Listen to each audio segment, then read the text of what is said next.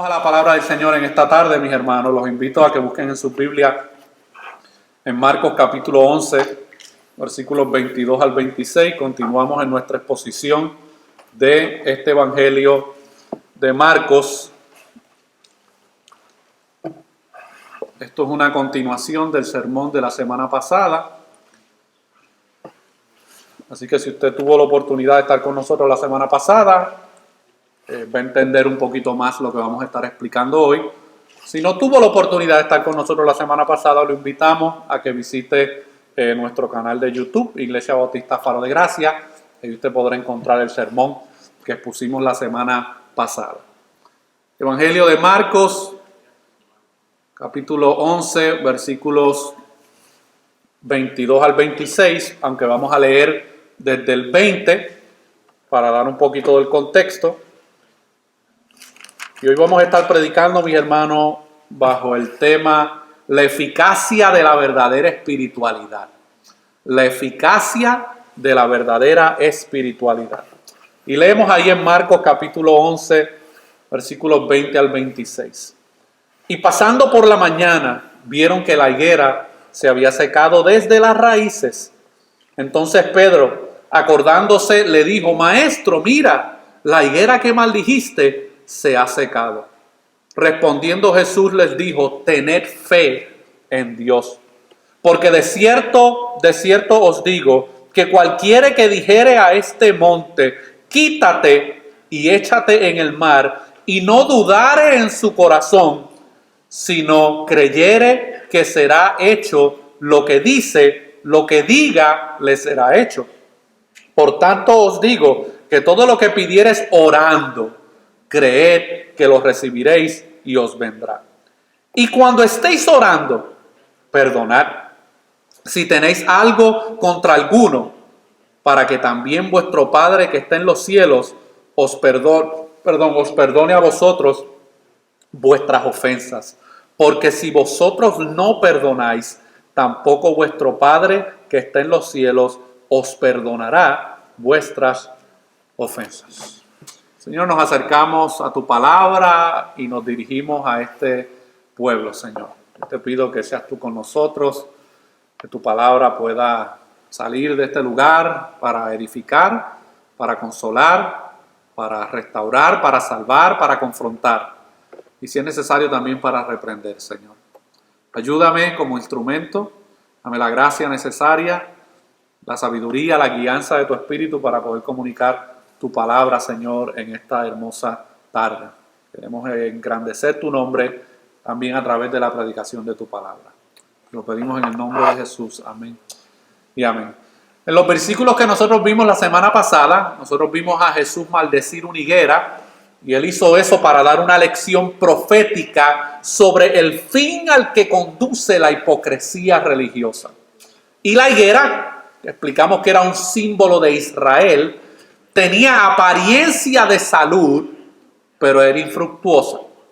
Por lo que Jesús la maldijo, y esa maldición provocó que esta higuera se secara desde la raíz. Y como vimos, Marcos envolvió, no sé si usted se fijó, que Marcos envuelve los dos episodios, el de la maldición de la higuera y el descubrimiento de la higuera seca, en torno a su relato de la purificación del templo por Jesús. O sea que vemos la maldición de la higuera, Jesús entra a Jerusalén, sale de Jerusalén y al otro día, mis hermanos, está el relato de los discípulos encontrándose con la higuera seca. ¿Y cuál era el objetivo de Jesús al hacer esto? Bueno, su objetivo era mostrar que la hipocresía de la higuera era evidente incluso en el corazón del culto judío. El templo, como vimos la semana pasada, que las autoridades religiosas habían convertido en una casa de comercio en vez de un lugar de casa de oración para todas las naciones. Mis hermanos, el judaísmo parecía magnífico, pero estaba podrido en la esencia y por lo tanto era infructuoso. Y cuando Pedro descubrió la higuera seca, nos dice ahí Marcos en el versículo 22, que Jesús les responde de una manera que aparentemente como que, ¿y qué tiene que ver esto que va a decir Jesús con que se acaban de encontrar con una higuera seca? ¿Cuál es la relación? Pareciera, mis hermanos, que esto es un discurso que fue como que insertado ahí de manera forzada, pero no lo es. Cuando Pedro descubrió la higuera seca, Jesús le responde en el versículo 22, tened fe en Dios.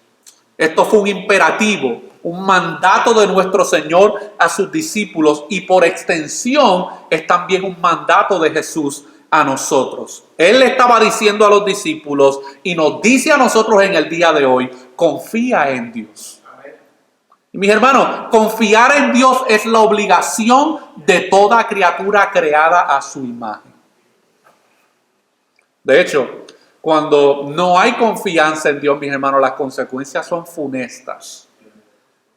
El confiar en Dios es un deber moral, ético y espiritual. ¿Sabe por qué? Porque no confiar en Dios es poner en duda la integridad de su palabra, sus promesas y su carácter. Miren cuán terrible, mis hermanos, es no confiar en Dios, es poner en duda quién Dios es. Ahora, yo quiero dos preguntas que surgen a raíz de esto que vamos a estar explicando y lo que hemos visto. ¿Qué posible justificación podría haber para cualquier criatura para no confiar en la palabra de un creador eterno y omnipotente? ¿Hay alguna justificación que pueda proveer la criatura para no confiar en un Dios eterno y omnipotente? Y una segunda pregunta, ¿por qué Jesús les dio a sus discípulos este mandato en este momento, inmediatamente después de la maldición de la higuera y la purificación del templo? Por lo menos esa fue la pregunta que yo me hice cuando estaba acercándome al texto bíblico. ¿Por qué Jesús le dice estas palabras en estos mismos momentos a los discípulos después de haber maldecido la higuera y después de haber purificado el templo? ¿Cuál es la relación que guarda una cosa con la otra? Así que Marcos concluye la historia de la higuera y el templo con lecciones sobre fe, oración y perdón. ¿Y sabe por qué? Porque estas eran las mismas cosas que la gente debería haber encontrado a través del templo de Dios, pero eso no era lo que estaban encontrando.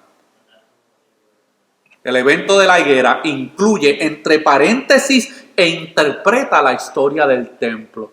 Se supone que el templo, mis hermanos, fuera un lugar de fe, de oración y de perdón. Pero eso no era lo que encontraba la gente cuando llegaba a este lugar. Jesús no solo limpió el templo, lo maldijo.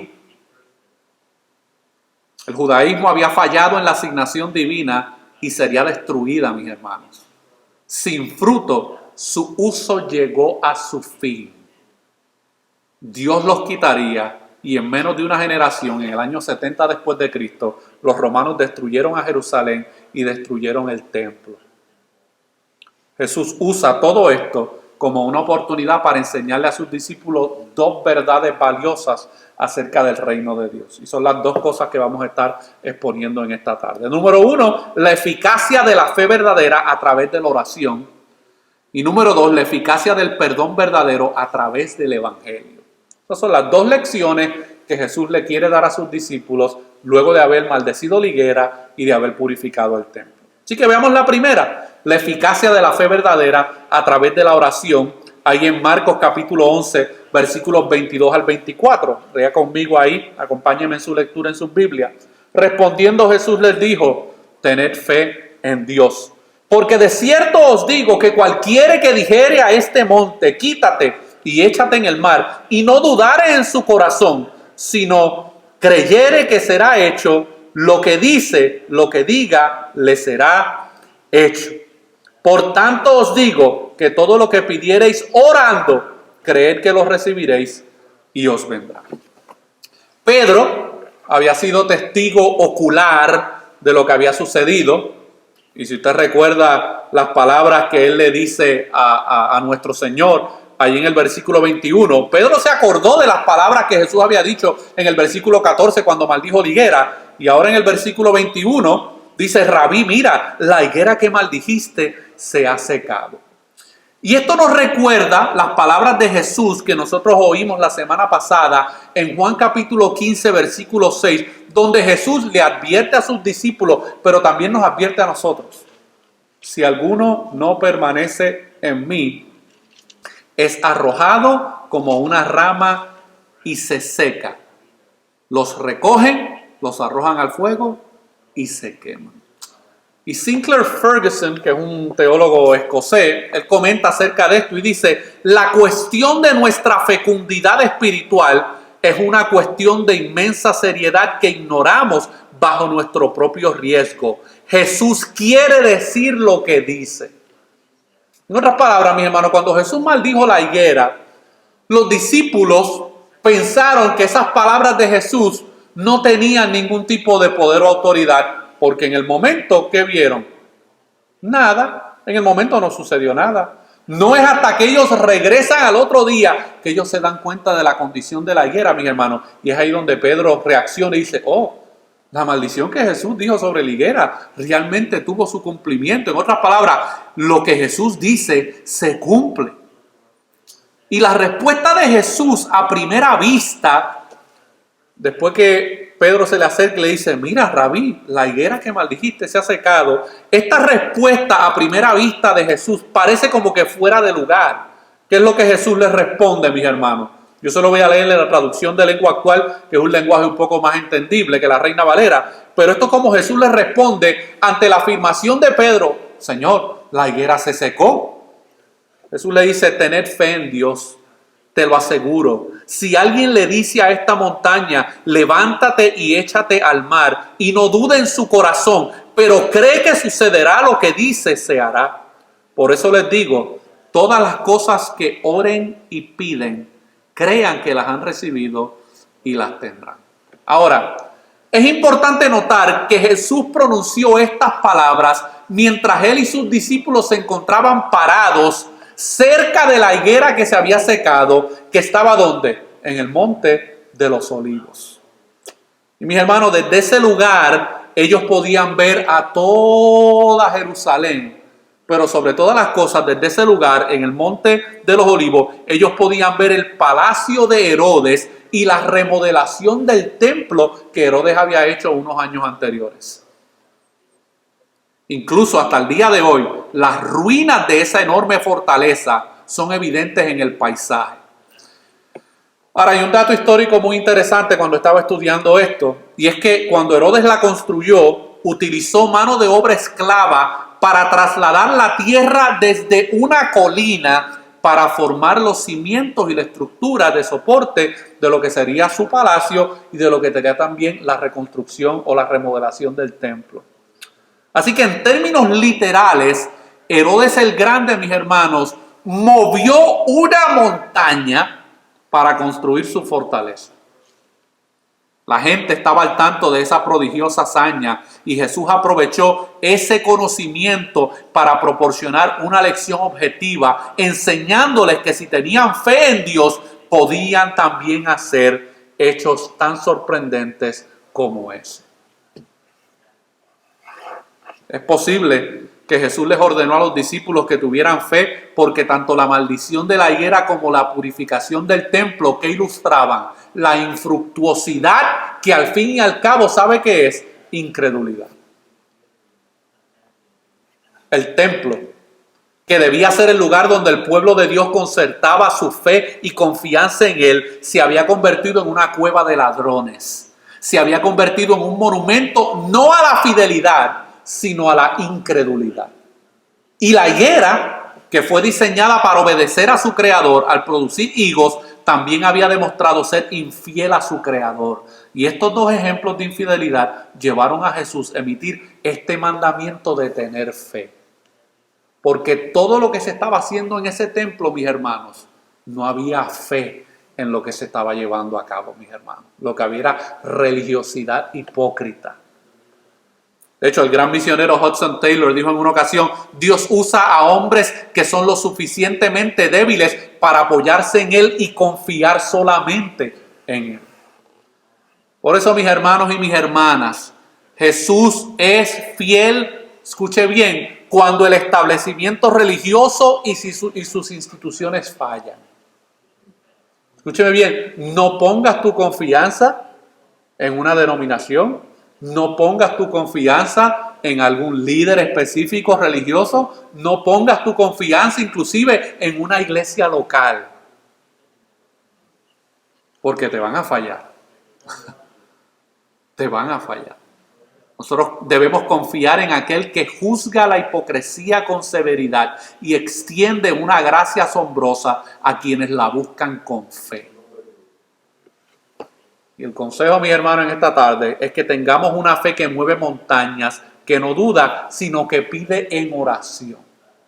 Ahora, es importante entender el lenguaje bíblico, y es que la montaña en este relato es una hipérbole, mis hermanos. Si usted lee su Nuevo Testamento, ¿alguna vez algún discípulo le dijo a alguna montaña, muévete de aquí para allá? Usted no ve eso, mis hermanos. Jesús está utilizando una hipérbole para traer una enseñanza a sus discípulos. Esta montaña representa lo que parece imposible, inamovible, más allá de nuestra capacidad finita. Es ahí, en lo que para nosotros es imposible, donde comienza la verdadera fe. De hecho, Andrew Murray dijo en una ocasión, tenemos un Dios que se deleita en lo imposible. Que nosotros, obviamente, somos personas tan movibles, mis hermanos, en nuestra fe, que a veces llegamos a pensar que hay cosas imposibles para Dios. Pero no hay nada imposible para Dios. Y es importante saber que la oración verdadera y la fe verdadera no es intentar que Dios cambie su voluntad para que se ajuste a nuestros planes, que es lo que muchas veces, mis hermanos, hacemos. Oramos a Dios, pero es para que Dios se acomode a nuestros planes y a nuestra agenda. Pero no, cuando oramos con una fe que mueve montañas, nuestro Dios nos dará lo que necesitemos para glorificar su nombre, no para exaltar el nuestro. Y esto es un contraste, mis hermanos, en lo que está sucediendo en el templo. Dios le había dado, mis hermanos, el templo para que el templo sirviera como un símbolo para exaltar a Dios. Y sin embargo, ¿qué había hecho Israel? Había convertido el templo, mis hermanos, en otra cosa que no era la intención original de Dios. Ahora, en este tema de la oración, es bien importante entender algo. La oración bíblica no es conjurar a Dios como un genio en una botella, obligado a concedernos lo que queramos. Y vamos a ver ya mismo por qué. Cuando oramos con una fe que mueve montañas, nuestro Dios, mis hermanos, nos dará lo que necesitamos para glorificar su nombre, no para glorificar nuestros apetitos y nuestros gustos. En uno de sus himnos, John Newton dijo, vas a venir a un rey, trae contigo grandes peticiones, porque su gracia y poder son tales, nadie puede pedir demasiado. Como cuando los niños se acercan al papá, papi, yo quiero esto, papi, yo quiero esto, papi, yo quiero esto, papi, yo quiero esto, papi, yo quiero esto. Y están ahí, mis hermanos, ahí. Bueno, para Dios, mis hermanos, nadie puede pedir demasiado porque no hay nada que Él no pueda hacer. Por eso, cuando oramos, confiemos no solo en su poder para darnos lo que pedimos, sino también en su sabiduría. ¿Sabe para qué? Para darnos lo que necesitamos. Confío en Él lo suficiente como para que Él rechace alguna petición si eso es lo que Él elige.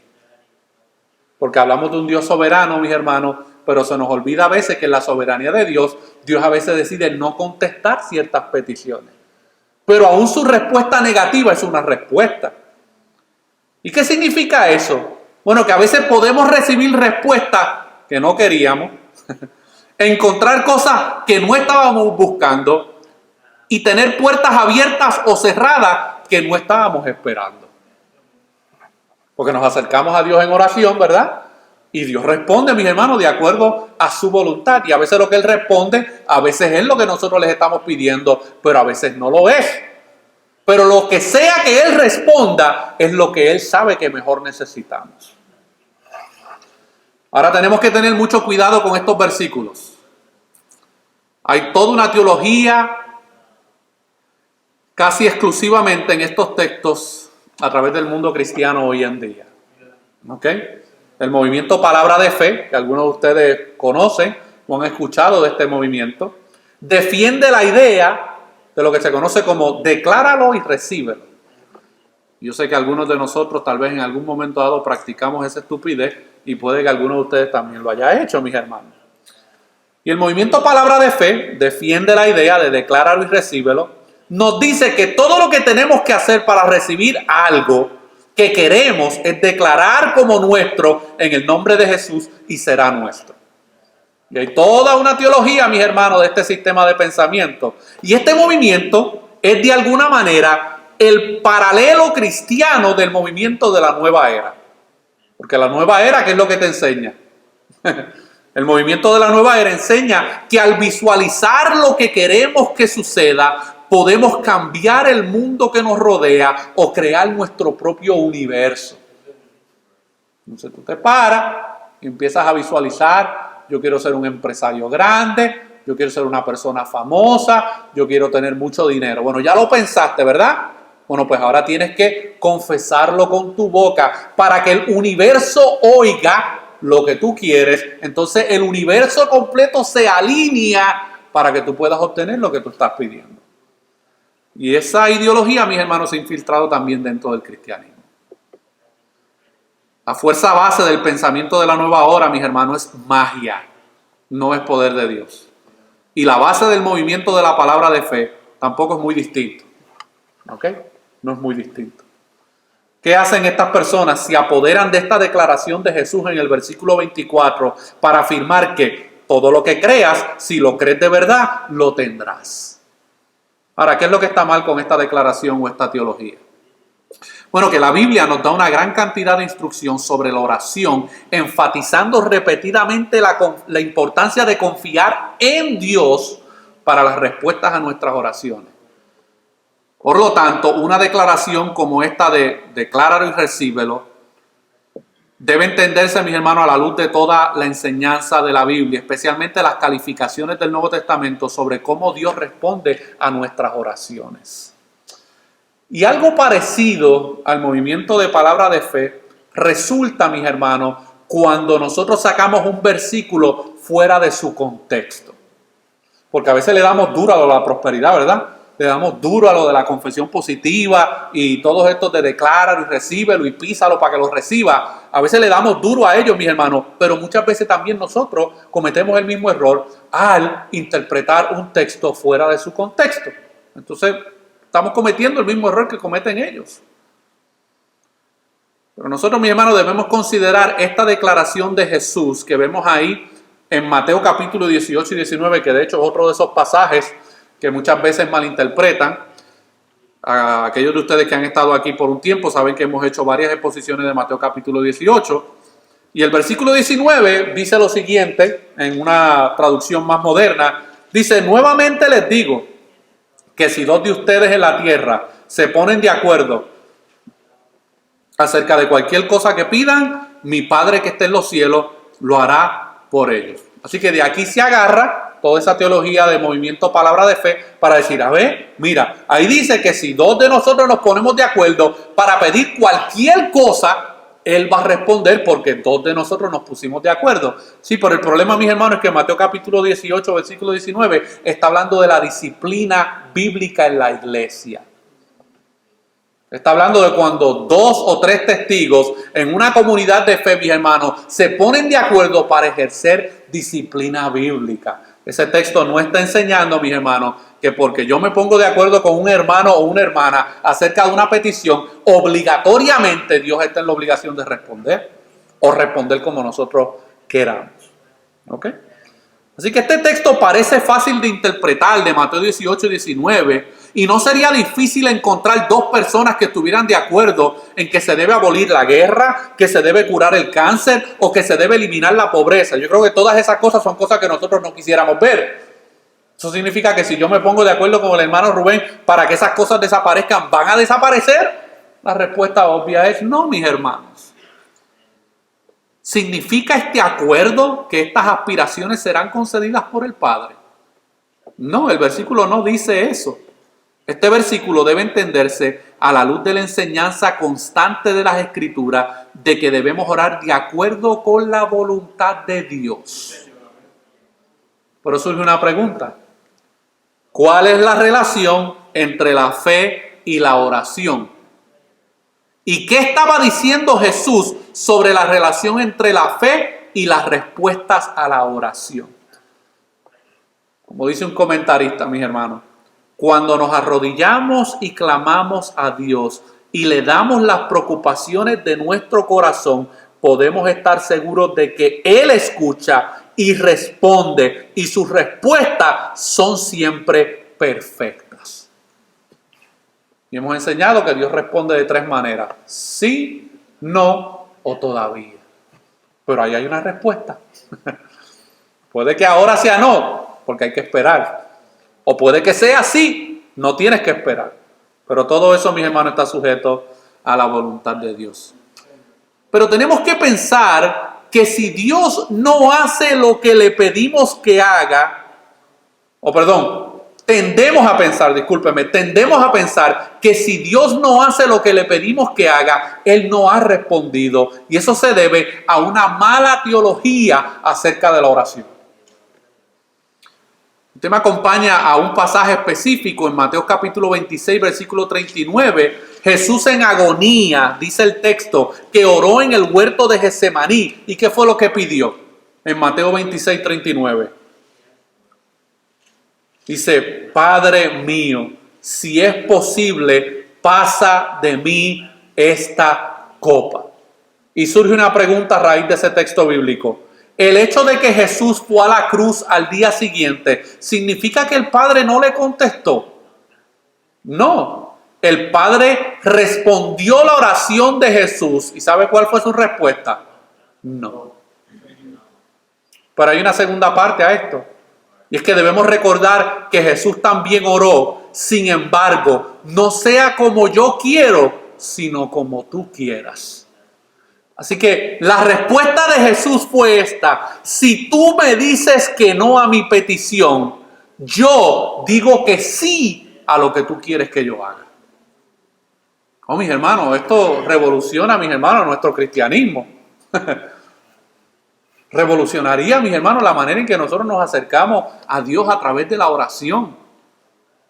Que podamos entender de que a lo mejor estamos pidiendo algo, pero que no es lo que Dios quiere para nuestras vidas, y podamos, mis hermanos, responder en esa humildad y obediencia y decir: está bien, Señor, eso no es lo que tú quieres para mi vida, yo me voy a someter a lo que tú sí quieres en mi vida, porque tu sabiduría es perfecta, la mía no. Tú lo has visto ya todo, el pasado, presente y futuro.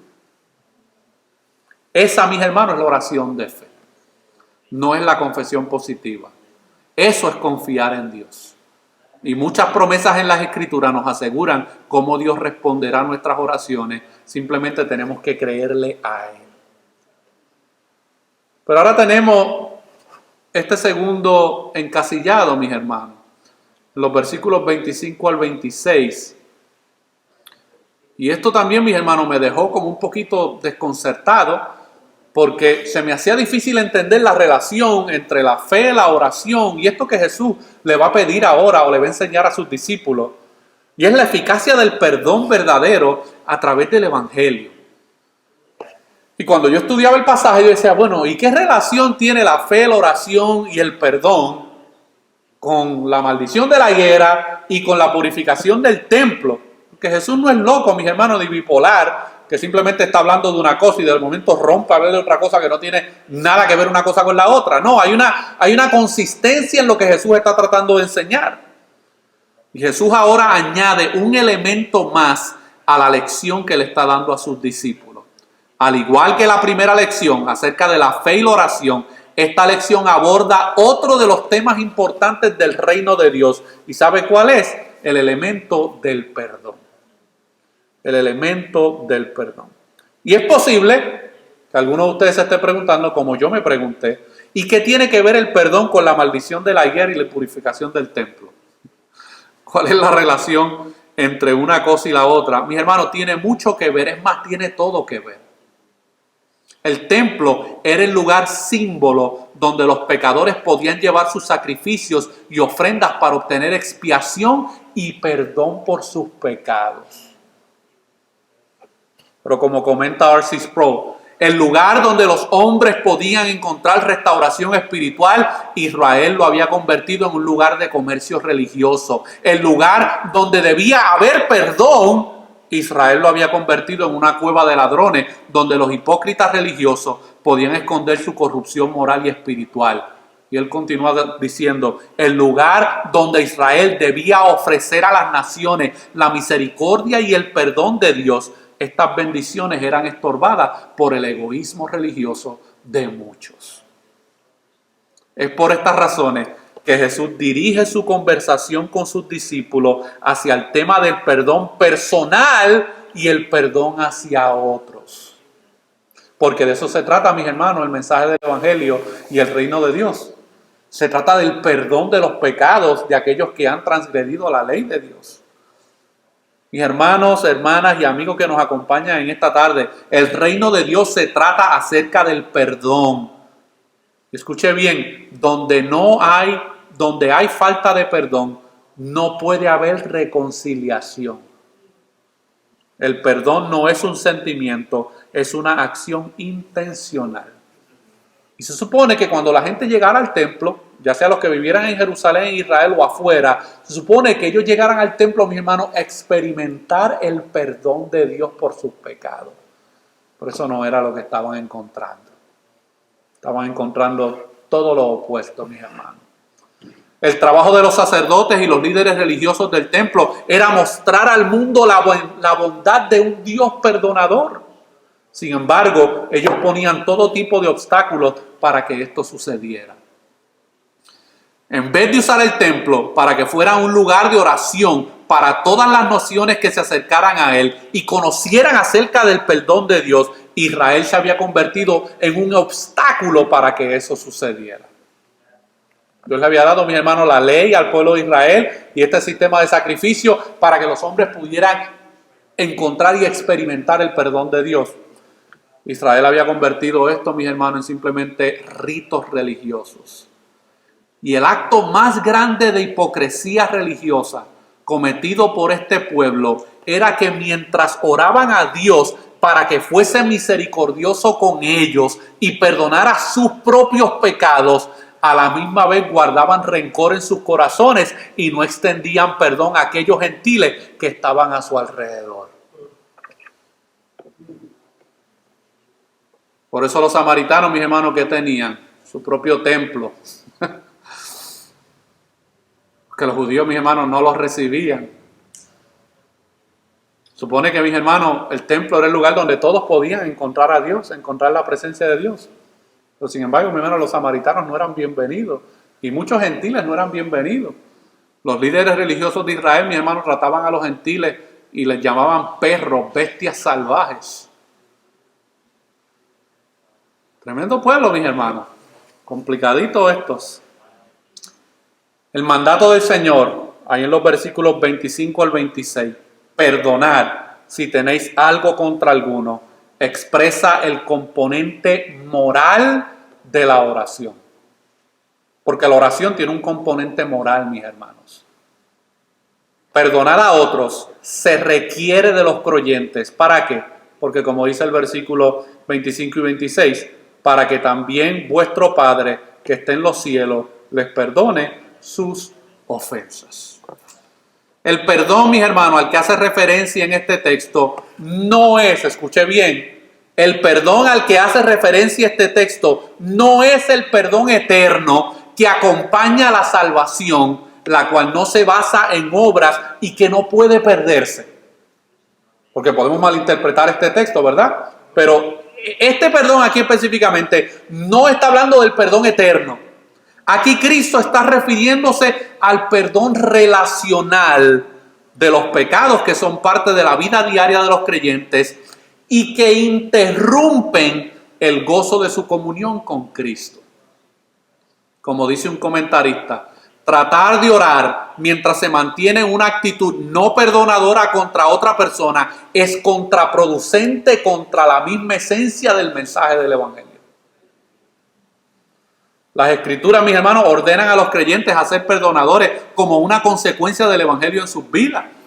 En Efesios capítulo 4, versículo 32, miren cómo Pablo le dice a estos creyentes, Efesios 4, 32, antes sed benignos unos con otros. ¿Qué es benigno? Sean de buena onda, como dirían, ¿verdad?, en México. Sé de buena onda con la gente. Misericordiosos, perdonándoos unos a otros, como Dios también, ¿qué? Os perdonó a vosotros en Cristo.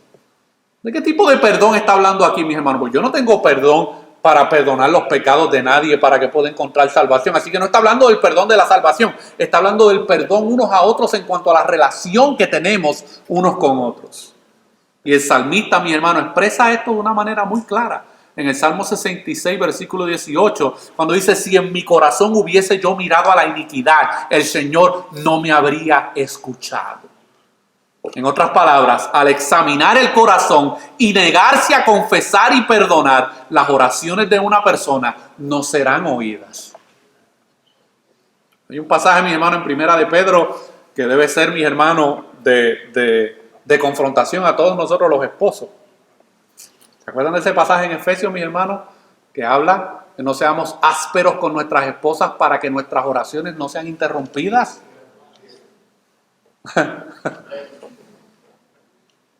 No, nosotros brincamos ese capítulo, mis hermanos. Las alternativas, mis hermanos, son bastante claras. O guardamos rencor o nuestras oraciones no serán contestadas. Escoge. O guardamos rencor o nuestras oraciones no serán contestadas. Y puedes tirarte de rodillas, puedes declarar, confesar, decretar, visualizar, todo lo que quieras. Puedes pactar con Dios, puedes hacer todo lo que te da la gana. Mientras haya rencor, mis hermanos, y no haya perdón, las oraciones serán estorbadas. Dicho de otro modo, no se puede aceptar el perdón total y compasivo de Dios y después no perdonar a otra persona. Por eso es tan importante que los creyentes realmente comprendan el perdón que han recibido de manera personal en Cristo a través del Evangelio y acepten ese perdón en sus vidas. Porque miren, mis hermanos, no solamente están los pecados que debemos perdonarles a otros, sino que también nosotros como creyentes debemos entender y aceptar el perdón que hemos recibido en Cristo Jesús. En una ocasión un pastor presbiteriano contó un testimonio de algo que pasó en su iglesia con una persona que se acercó a él. Y él relata esta historia de la siguiente manera. Él dice: hace muchos años, cuando formaba parte del equipo pastoral de una iglesia, una mujer vino a mí en busca de consejo debido a sus sentimientos de culpa incesantes por un pecado que había cometido en el pasado. Le advertí que necesitaba el perdón de Dios y que la única forma posible de recibirlo era arrepentirse. Y él dice: cuando le dije eso a esta mujer, ella se irritó en gran manera. Y ella me dijo: pensé que tú eras un teólogo. Esta mujer buscaba una respuesta técnica y sofisticada a su dilema moral. Algo que no podía esperar encontrar de las personas de su grupo de oración. Ella le dijo a este pastor: le he pedido a Dios 50 veces que me perdone por este pecado y todavía estoy abrumada por mi culpa. ¿Y saben qué le respondió el pastor? El pastor le dijo que necesitaba orar una vez más y arrepentirse de su pecado. En ese momento la señora se irritó mucho más todavía y le dijo ahora al pastor: te he dicho varias veces que le he pedido a Dios que me perdone muchas veces. Me he arrepentido, ¿por qué todavía me sigo sintiendo culpable? Entonces el pastor le dijo: sí, debes orar por el perdón una vez más, pero esta vez debes orar para que Dios te perdone por otro pecado, tu arrogancia. Por supuesto, ella no entendió el punto que estaba diciendo el pastor y se enfureció aún más. Así que le pedí que leyera Santiago 1, versículo 9, donde Santiago dice: si confesamos nuestros pecados, Él es fiel y justo para perdonar nuestros pecados y limpiarnos de toda maldad. Y dice el pastor: luego le expliqué que había confesado su pecado, pero que no se sentía perdonada porque no creía en la promesa del perdón de Dios. No podía aceptar que el perdón fuera tan fácil. Lo más probable, mis hermanos, ¿verdad? No sé el trasfondo de esta señora, pero estoy casi seguro que había habido un chip católico romano por algún lado, mis hermanos, en la formación teológica de esta mujer. Esta mujer no podía aceptar que el perdón de Dios fuera tan fácil. Pensó que necesitaba hacer algo más. Y eso, mis hermanos, es arrogancia. Simplemente necesitaba orar con fe, creyendo que Dios la perdonaría tal como Él ha prometido. Mis hermanos, nosotros vivimos en un mundo que está lleno de personas con culpa. Y desafortunadamente muchos predicadores hoy en día simplemente les dicen a aquellos que están plagados de culpa que simplemente lo superen, que olviden eso, que no se preocupen. Hacen como el profeta Jeremías, mis hermanos, cuando hablando de los falsos profetas en Israel, dice, también han curado un poco el dolor de mi pueblo diciendo paz, paz, cuando no hay paz. ¿Sabe qué, mis hermanos? Negar el problema no ayuda. Y una de las cosas más importantes a la hora de recibir el perdón y experimentar el perdón es estar conscientes de la situación en la que uno está. Es confesar el problema, no esconderlo. Negar nuestra culpa nunca aliviará nuestras almas. ¿Qué fue lo que dijo el salmista? Mientras escondí mi pecado, mis huesos se secaban dentro de mí. La única cura, mis hermanos, es el perdón. Y la oración de fe confía en el Dios de gracia para perdonar nuestros pecados cuando se lo pedimos. Y si tú estás aquí en esta tarde y te encuentras a lo mejor en esta situación como se encontraba esta mujer, mi llamado y el llamado de la palabra del Señor en esta tarde es que te arrepientas de la arrogancia de creer que tú no puedes acercarte ante Dios y que Dios es misericordioso para perdonar tus pecados. Ahora, hay algo más que me gustaría explicar de estos versículos 25 y 26 que creo que debe ser explicado y que muchas veces o casi nunca es presentado. Y lo que voy a explicar, mis hermanos, puede sonar un poco controversial. ¿Ok? Yo creo que ustedes están acostumbrados ya, pero por si acaso puede sonar un poco controversial, mis hermanos. Téngame paciencia y a lo mejor yo se lo explico y como que no le cayó bien o no lo entiende bien, no se preocupe, no me tire un tomate. Escuche de nuevo la predicación, mis hermanos, después y vuelva a tratar de entender lo que voy a tratar de explicar. Jesús dice en los versículos 25 y 26, se los voy a leer en otra traducción, dice, siempre que estén orando, si tienen algo contra alguien, perdónalo, para que tu Padre que está en los cielos también te perdone a ti tus ofensas. Pero si no perdonáis, tampoco vuestro Padre que está en los cielos perdonará vuestras ofensas. Y esta declaración puede sonar hasta un poquito indignante, pero no creo que este texto o cualquier texto del Nuevo Testamento enseñe que estamos obligados a perdonar a las personas que pecan contra nosotros unilateralmente sin su arrepentimiento. Escuche bien, lo voy a repetir de nuevo. No creo que este texto o cualquier texto del Nuevo Testamento enseñe que estamos obligados a perdonar a las personas que pecan contra nosotros unilateralmente sin su arrepentimiento. Todas las enseñanzas del Nuevo Testamento sobre cómo confrontar a los hermanos que pecan contra nosotros, cómo buscar restitución, llevar a cabo la disciplina de la iglesia, etcétera, no significan que si alguien nos hace daño, tenemos que simplemente decir, te perdono y ya todo está resuelto. Podemos hacerlo de esa manera y eso es lo que muchas veces hacemos, mis hermanos. Pero yo quiero que usted entienda algo. Hay una analogía entre nuestro perdón de los pecados de otros y el perdón de Dios de nuestros pecados. ¿Y a qué es lo que estoy tratando de llegar con esto, mis hermanos? Dios no nos perdona unilateralmente. Él requiere arrepentimiento. Pero cuando nos arrepentimos, también la Escritura nos enseña, Él nos perdona.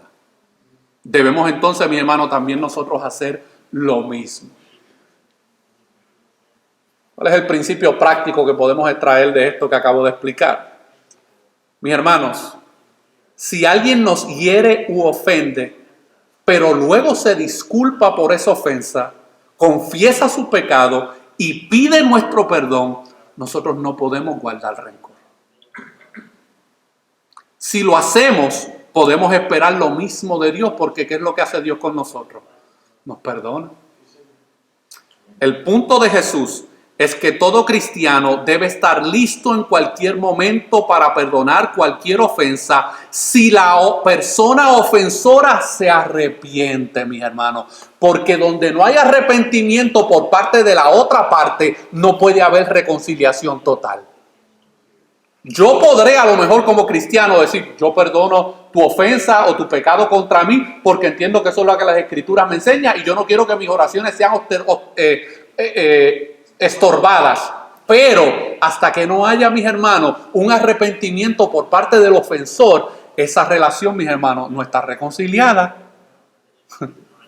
Yo podré estar, a mis hermanos, a cuentas tranquilo en mi conciencia lo que me toca a mí, pero la reconciliación no se podrá dar hasta que no haya arrepentimiento de parte del ofensor. Alguien no cayó ningún tomate. Y que concluyo, mis hermanos. Podemos perdonar, ¿sabe por qué? Porque hemos sido perdonados mediante la obra expiatoria de Jesús en la cruz. El perdón que se nos ha otorgado con tanta libertad y gracia, ahora puede extenderse a otros con tanta libertad y gracia. Porque hemos entendido el perdón de Dios en nuestras vidas. Ahora, el tema de la oración en este pasaje encuentra su conexión contextual en el hecho de que el templo de Dios, que es lo que tú y yo somos ahora, tú y yo somos ahora, mis hermanos, el templo de Dios. Nosotros somos una casa de oración para todas las naciones. De hecho, Jesús es uno de esos templos también. Como dice Hebreos 7:25, por tanto, Él siempre puede salvar a los que se acercan a Dios por medio de Él, ya que Él siempre vive para interceder por ellos, mis hermanos. Jesús es nuestro templo. Y nosotros somos pequeños templillos, mis hermanos, que vamos por el mundo compartiendo el mensaje del Evangelio y el mensaje de la reconciliación. Por estas razones, vamos nosotros a ser un templo que extiende el mismo perdón que hemos recibido del Dios al que ahora llamamos Padre. Y ahí fue donde Israel falló, mis hermanos. Ellos habían recibido el perdón de Dios a través de todo el sistema de sacrificios, pero ¿qué hicieron? Mostraron una actitud egoísta y quisieron adueñarse del perdón de Dios y no extenderlo, mis hermanos, a aquellos que estaban a su alrededor. Ese fue el gran pecado de Israel. Por medio del templo llamado Jesús y a través de millones de templos llamados cristianos, que no están restringidos por geografía, los paganos y los gentiles inmundos pueden encontrar al Salvador para todas las naciones y recibir el perdón ofrecido tan libremente por el Padre que vela sobre toda la tierra. Pero yo quiero hacer algunas preguntas, mis hermanos, antes de concluir. Hemos hablado de la higuera estéril. Yo creo que nos podemos preguntar nosotros en esta tarde, ¿somos higueras estériles? De manera personal. ¿Qué fruto, si es que hay debajo de nuestras hojas religiosas? ¿Son nuestras iglesias higueras estériles que aparentan algo, pero en realidad no tienen nada que ofrecer? Creo que es la evaluación, mi hermano, que la palabra de Dios nos hace en esta tarde. Permítame ser más específico. ¿Podemos perdonar a aquellos que alguna vez odiamos y que nos han hecho daño y podemos llevarlos al Evangelio? ¿Podemos? ¿Podemos eliminar todas y cada una de las barreras que los alejarían de un genuino encuentro cara a cara con el Salvador para todas las naciones? ¿Podemos? ¿Lo haremos? ¿Pagaremos el precio necesario para que todas las naciones oigan hablar del Rey Jesús? ¿O haremos como Israel y diremos, ya tenemos nuestra iglesia plantadita aquí en Milford? ¿Entiendes? Que vayan llegando ahí poco a poco, pero no extendemos, mis hermanos, el perdón y la misericordia de Dios a aquellos que están a nuestro alrededor. Yo concluyo, mi hermano, con las palabras del misionero C.T. Stott, que dijo en una ocasión: algunos desean vivir dentro del sonido de la campana de una iglesia, Yo prefiero tener un taller de rescate a 1 metro del infierno. Ese es un gran lugar para plantar un templo. Ese es un gran lugar para plantar una vida con un letrero que dice: un Salvador para todas las naciones. Vengan, todos son bienvenidos, ninguno será rechazado. Vengan todos a recibir el perdón de Dios. Eso, mis hermanos, es verdadera espiritualidad. Oremos.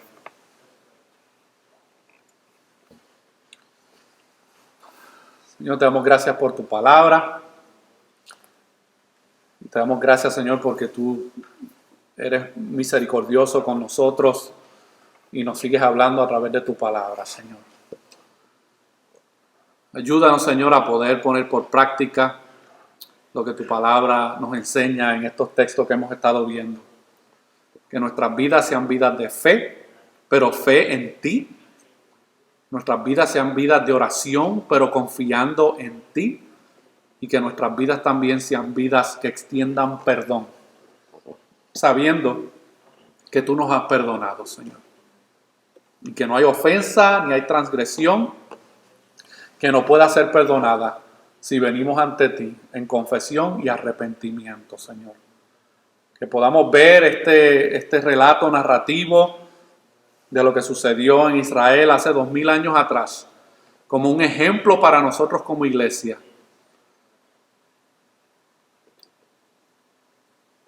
Que abandonemos cualquier hipocresía religiosa y que podamos realmente permitir a tu Espíritu Santo que nos limpie para que pueda seguir habiendo fruto en nuestras vidas, Señor.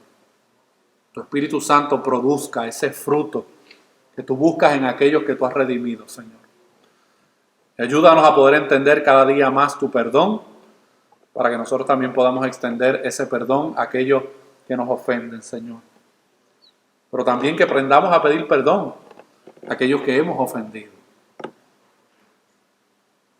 Pretendemos que otros vengan en arrepentimiento a nosotros a pedirnos perdón, pero nosotros no vamos en arrepentimiento también a pedir el perdón, Señor. Y eso afecta relaciones. Hay familias dañadas completamente.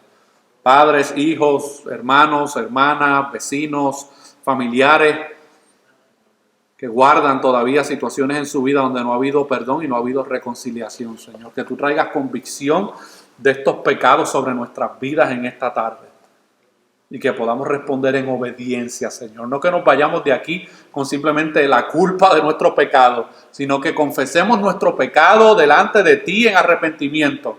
Y que confiemos en que tú eres un Dios perdonador, pero que también hagamos lo que tú nos has instruido en tu palabra acerca de cómo debemos perdonar a otros que nos han ofendido, Señor, para que pueda haber en nosotros una verdadera espiritualidad y que no haya una hipocresía religiosa como la que hemos visto en estas narraciones bíblicas, Señor.